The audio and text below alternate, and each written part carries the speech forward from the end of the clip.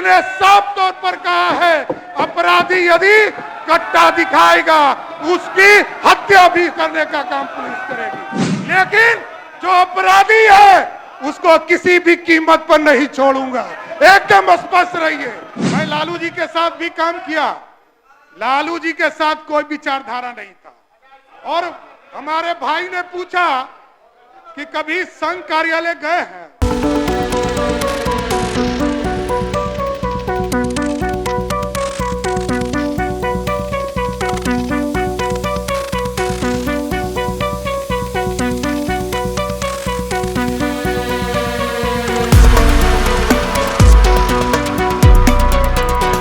नमस्कार, आप first look Bihar देख रहे हैं और मैं हूं अभिषेक रंजन। देखें कि बिहार के उप मुख्यमंत्री सम्राट चौधरी आज विधानसभा में खूब गरजे हैं। उन्होंने तेजस्वी यादव के सामने ही लालू प्रसाद यादव को ललकारा है, कई सारी बातें कही है। उन्होंने साफ तौर पे कहा है कि 1990 से लेकर 2005 तक बिहार में कुछ नहीं हुआ है। 2005 के बाद बिहार में विकास हुआ है, कई मेडिकल कॉलेज बिहार में बने हैं, नीतीश कुमार के नेतृत्व में ये काम हुआ है। इसके साथ ही बता दे कि उन्होंने नागपुर का भी नाम लिया है, नागपुर आरएसएस का भी नाम उन्होंने साफ तौर पर लिया है। उन्होंने साफ तौर पर नेता प्रतिपक्ष तेजस्वी यादव को कहा है कि नागपुर जाइएगा तो किस्मत खुल जाएगा, आरएसएस कार्यालय में यादव निवास बना हुआ है। इसके साथ साथ उन्होंने ये भी कह दिया है कि बिहार में अब अपराधी है उसको किसी भी कीमत पर छोड़ा नहीं जाएगा, उसको किसी भी कीमत पर बख्शा नहीं जाएगा। कल तक अपराधी से पूछा जाता था, इंक्वायरी की जाती थी, लेकिन पुलिस ने साफ तौर पे कहा है कि अगर अपराधी कट्टा दिखाएगा तो उसकी हत्या करने का भी काम पुलिस करेगी। तो देखिए किस प्रकार से बिहार विधानसभा में सम्राट चौधरी गरज रहे हैं और साफ साफ बिहार में अपराधी को भी चेतावनी दे रहे हैं कि अपराधी अगर पुलिस को कट्टा दिखाएगी तो पुलिस भी हत्या करने का काम करेगी। विपक्ष पर जमकर निशाना सम्राट चौधरी साध रहे हैं। इसके साथ साथ उन्होंने ये भी कहा कि लालू जी कहते थे कि रानी के पेट से राजा पैदा नहीं होगा, रानी भी आई, राजकुमार भी आए, राजकुमारी भी आई, कौन रोक पाया। तो देखिए किस प्रकार से आज बिहार विधानसभा में सम्राट चौधरी गरज रहे हैं। उन्होंने साफ तौर पर यह भी कहा है कि 2005 में हराया, 2009 में हराया, 2010 में हराया, 2014 में हराया, 2020 में हराया और 2025 में भी चुनाव आने दीजिए। तो क्या सम्राट चौधरी ये चैलेंज कर रहे हैं कि 2025 में भी चुनाव हराएंगे?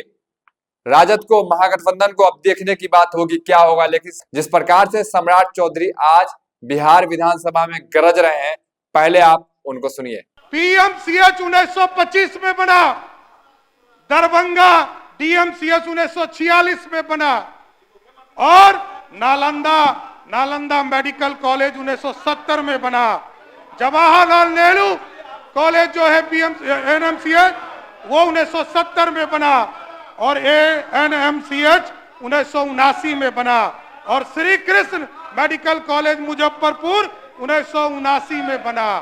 1979 के बाद 2005 तक एक मेडिकल कॉलेज नहीं बना।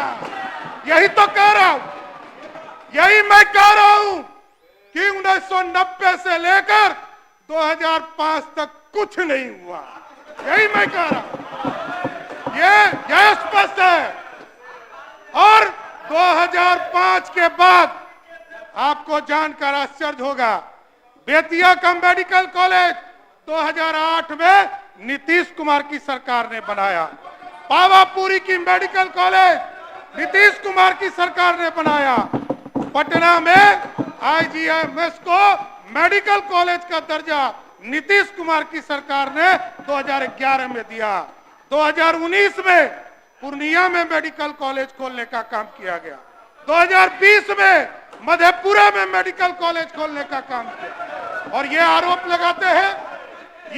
लगाते हैं मैं जातियों पर राजनीति नहीं करता हूं, एकदम स्पष्ट रहिए।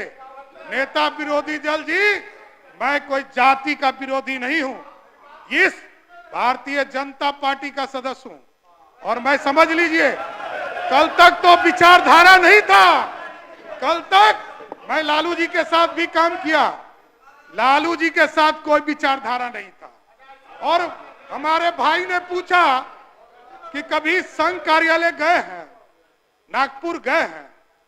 अरे हम तो ये पूछना चाहते हैं, आपके आदरणीय पिताजी जब मुख्यमंत्री बन रहे थे तो चिट्ठी लेने नागपुर गए थे? और जिस दिन, मैं आपको कहता हूं, जिस दिन आप आरएसएस के संघ नागपुर कार्यालय जाइएगा उसी दिन आपका किस्मत खुल जाएगा। और वहां जाइएगा, आपको दिखेगा, पहला दिखेगा, आपको पहला दिखेगा। वही मैं कह रहा हूं। इसलिए मैंने कहा कि जब आरएसएस के संघ कार्यालय जाइएगा तो आपका इसलिए किस्मत खुलेगा, तो घुटने के साथ आपको दिखेगा यादव निवास। आरएसएस कार्यालय में यादव निवास भी बना हुआ है। कोई दूसरा सभी वर्गों की चिंता करता है। और इसी भारतीय जनता पार्टी जनसंघ जब तक स्वरूप में था साथियों, इसी प्रदेश में पूरे आप ही के समाज के लोग इस पार्टी को खड़ा किए हुए।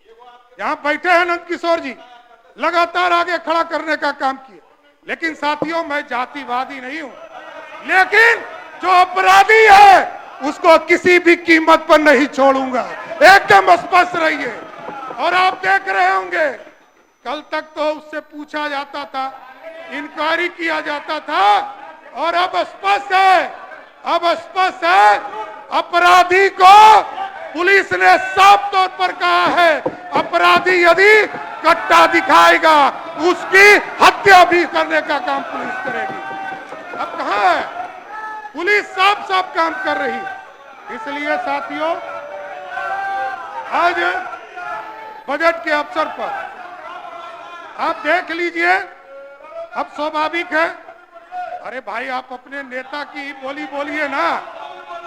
लालू जी कहते थे रानी के पेट से राजा पैदा नहीं होगा। यहां रानी भी आई, राजकुमार भी आए, राजकुमारी भी आई, कौन रोक पाया?